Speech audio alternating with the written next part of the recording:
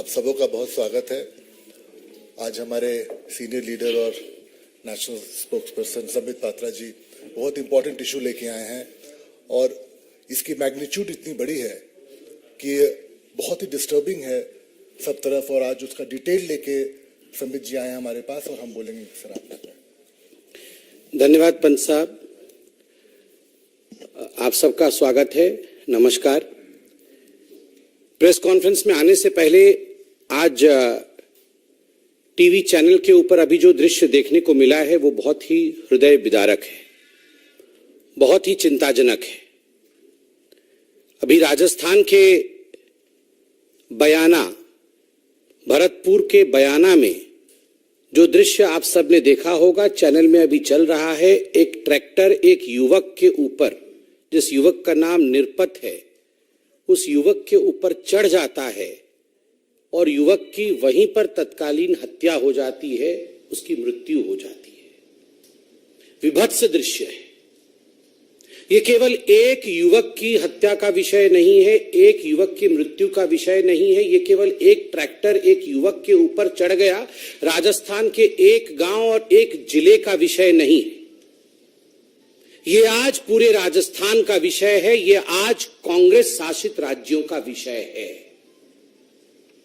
बताया गया है कि प्रियंका वाड्रा राजस्थान आज पहुंच रही है। मैं आज भारतीय जनता पार्टी के प्रवक्ता के नाते और पार्टी के एक जिम्मेदार कार्यकर्ता के नाते आज प्रियंका वाड्रा जी से ये डिमांड करता हूं कि इससे पहले वो जनसभा को संबोधित करे, ये जो हृदय विदारक दृश्य है भरतपुर का, हत्या हो रही है, सरेआम हत्या हो रही है, उसकी रिकॉर्डिंग हमारे सामने है। ये लड़ाई कोई आज की नहीं है, अनेक वर्षों की दो परिवारों के बीच लड़ाई, पुलिस ने कंप्लेंट, उसके बावजूद हत्या। प्रियंका वाड्रा पहले उस गांव में जाए, पहले जाके उन पुलिस कर्मियों को, वहां के डीएम, वहां के एसपी और वहां के प्रशासन को सस्पेंड करके वो हिम्मत दिखाए कि वो केवल भाषण और स्लोगनिंग के लिए नहीं है, वो खड़ी हो सकती है।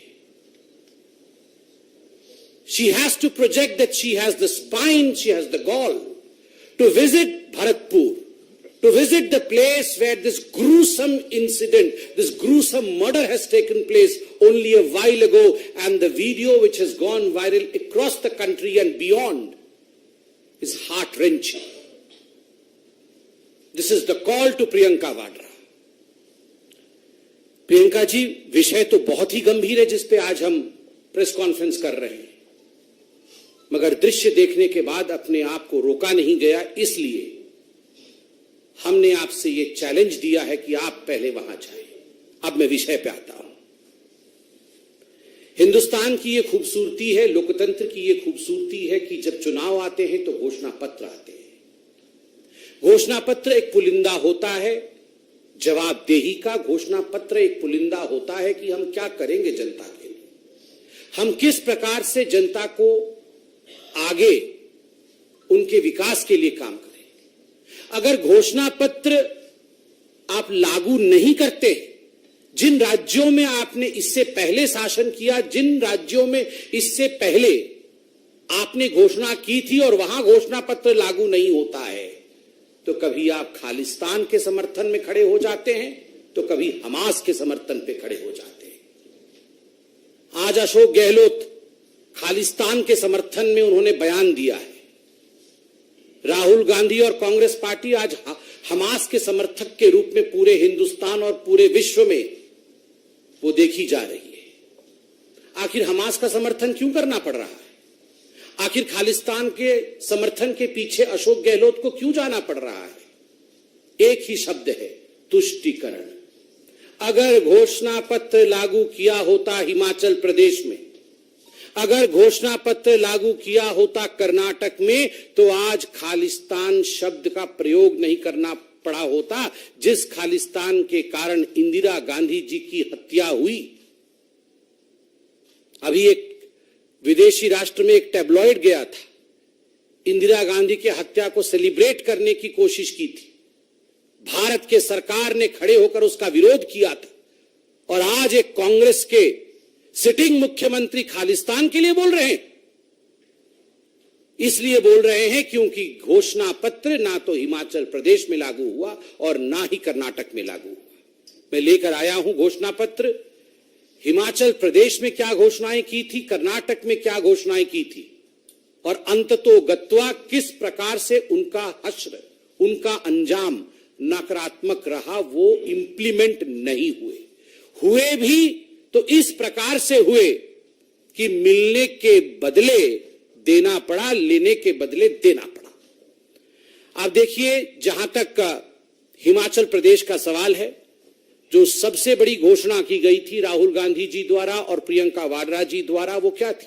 युवाओं को लेकर थी कि हम सत्ता में आएंगे, हिमाचल प्रदेश में पहली कैबिनेट की बैठक में 5 लाख युवकों को रोजगार दी जाएगी। 5 लाख युवकों को, 1 लाख नहीं, 2 लाख नहीं, 20,000 नहीं, 25,000 नहीं, एक साथ 5 लाख युवकों को नौकरी दे दी जाएगी, और वो भी कोई 10-12 कैबिनेट में नहीं, पहली कैबिनेट में इसकी घोषणा होगी। कुछ नहीं हुआ। कई कैबिनेट की बैठक हो गई, लगभग 11 महीने की सरकार हो गई है, कुछ नहीं हुआ। आज का टैगलाइन है, कुछ नहीं हुआ। दूसरी बड़ी घोषणा क्या थी प्रियंका वाड्रा जी द्वारा? प्रियंका जी, आप तो आज पहले हमारा चैलेंज भरतपुर वाला एक्सेप्ट करिए, और ये दूसरा चैलेंज मैं आपके सामने रख रहा हूं। आपने हिमाचल प्रदेश में सीना ठोक के कहा था, आपने सर उठाकर कहा था हिमाचल प्रदेश में कि हम 22 लाख महिलाओं को 1,500 रुपए मुआवजा देंगे। 1,500 रुपए प्रति माह मुआवजा 22 लाख महिलाओं को। लाख तो ऐसे बोलते हैं जैसे पता नहीं। 5 लाख युवक, 22 लाख महिलाएं, कुछ नहीं हुआ।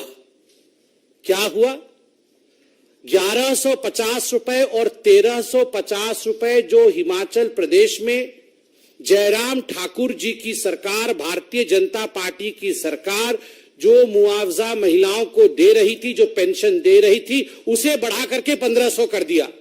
1350 तो हम ही दे रहे थे। आपने कहा था अतिरिक्त 22 लाख महिलाओं को आप देंगे 1,500 रुपए। क्या हो गया? भुगतान क्यों नहीं हुआ? कुछ नहीं हुआ। 300 यूनिट बिजली फ्री देंगे, 300 यूनिट बिजली फ्री देंगे, कुछ नहीं हुआ। उल्टा 125 यूनिट जो फ्री जयराम ठाकुर जी की सरकार, भारतीय जनता पार्टी की सरकार हिमाचल प्रदेश में दे रही थी, उसे भी कैंसिल कर दिया गया। 300 यूनिट बिजली फ्री देंगे, कुछ नहीं हुआ। युवाओं के लिए 680 करोड़ रुपए का स्टार्टअप फंड स्टार्ट करेंगे, पहली कैबिनेट की बैठक में। और सब कुछ पहली कैबिनेट की बैठक में ही करने वाले थे। पहली कैबिनेट की बैठक में 680 करोड़ रुपए राहुल गांधी जी युवाओं को स्टार्टअप में देने वाले थे। अंजाम कुछ नहीं हुआ। और तो और प्रियंका वाड्रा और राहुल गांधी जी ने कहा था हिमाचल प्रदेश में जाकर के कि मोबाइल क्लिनिक से हर गांव में हम मुफ्त इलाज पहुंचाएंगे। हर गांव में मोबाइल क्लिनिक जाएगी। पहली कैबिनेट की बैठक में यह पारित हो जाएगी और गांव-गांव में जाके मोबाइल यूनिट काम करेगी। अंजाम कुछ नहीं हुआ। एक भी मोबाइल यूनिट, आप यहां मीडिया के सब वरिष्ठ लोग बैठे हैं, एक भी रिकॉर्डिंग करके लाके दिखा दीजिए कि कहीं मोबाइल यूनिट से वहां चिकित्सा चल रहा है। कुछ नहीं हुआ। पशुपालकों से हर दिन 10 लीटर दूध खरीदेंगे, 10 लीटर दूध खरीदेंगे। यह हिमाचल प्रदेश में कांग्रेस ने अपने घोषणा पत्र में कहा था। गूगल करके अभी निकालिए घोषणा पत्र। हम घोषणा पत्र लेके नहीं आए हैं। कांग्रेस के घोषणा पत्र को हम न छूते हैं न उस पर विश्वास करते हैं। आप जरा रिसर्च कर लीजिएगा, लिखा हुआ था पशुपालकों से 10 लीटर दूध खरीदा जाएगा प्रतिदिन। कुछ नहीं हुआ। मैं तो आज युवकों से कहूंगा, युवकों आज आप ट्विटर में ये हैशटैग चलाइए, कुछ नहीं हुआ। और उसके बाद 2 रुपए किलो गोबर भी खरीदा जाएगा। ये जो लोग गौवंश के खिलाफ थे, दबाव में आके इन्होंने कहा था दूध खरीदेंगे, गोबर खरीदेंगे, उसका भी स्टेटस कुछ नहीं हुआ। ये हिमाचल प्रदेश में स्टेटस है। और तो और हिमाचल प्रदेश में मुख्यमंत्री सक्कू जी, उप मुख्यमंत्री अग्निहोत्री जी और प्रियंका वाड्रा जी ने जाके कहा था कि 63,000 पद अभी खाली है, सरकारी पद, उसमें 37,000 नए पद जोड़ करके 1 लाख लोगों को नौकरी दी जाएगी, तत्कालीन दिया जाएगा। जैसे ही हम सरकार में आएंगे तत्क्षणात नौकरी दी जाएगी। स्टेटस कुछ नहीं हुआ। कुल मिलाकर के ये सब कुछ नहीं हुआ कैटेगरी में। हिमाचल प्रदेश में कुछ नहीं हुआ। अब कर्नाटक में क्या हुआ है इसकी कहानी भी आप सुनिए। आप तो जानते ही हैं, एक ही व्यक्ति के घर से 120 करोड़ रुपए 102 करोड़ रुपए निकल रहा है। ट्रांसपोर्टर, कॉन्ट्रैक्टर, इंजीनियर, जिसको देखो आज कर्नाटक में वो हड़ताल में है। घोषणा पत्र में क्या कहा था? घोषणा पत्र में कहा था कि शक्ति स्कीम लागू होगी, जिसमें महिलाओं के लिए पब्लिक ट्रांसपोर्टेशन फ्री होगा। इंप्लीमेंट करने की कोशिश की गई, नतीजा क्या हुआ? Over crowding. जो लोग शांतिप्रिय तरीके से बस में महिलाएं जा पा रही थी वो आज जा नहीं पा रही। जो तनख्वाह मिलती थी बस ड्राइवर, कंडक्टर और उनके स्टाफ को, आज वो तनख्वाहें बंद पड़ी हैं, डिले हो रही है, तनख्वाहें नहीं जा रही हैं। कितना लॉस हो रहा है इसमें बड़े अच्छे से कर्नाटक की मैं अखबारों में देख रहा हूं। Estimated loss is around 1,563 crore रुपए for the KSRTC, Karnataka state road transport corporation का लगभग 1,600 करोड़ रुपए का नुकसान है। ठीक उसी प्रकार 770 करोड़ रुपए का BMTC का नुकसान है। 906 करोड़ रुपए का NWKRTC का नुकसान है और 810 करोड़ रुपए का KKRTC का नुकसान है। नुकसान ही नुकसान, इंप्लीमेंट नहीं हो पा रहा है।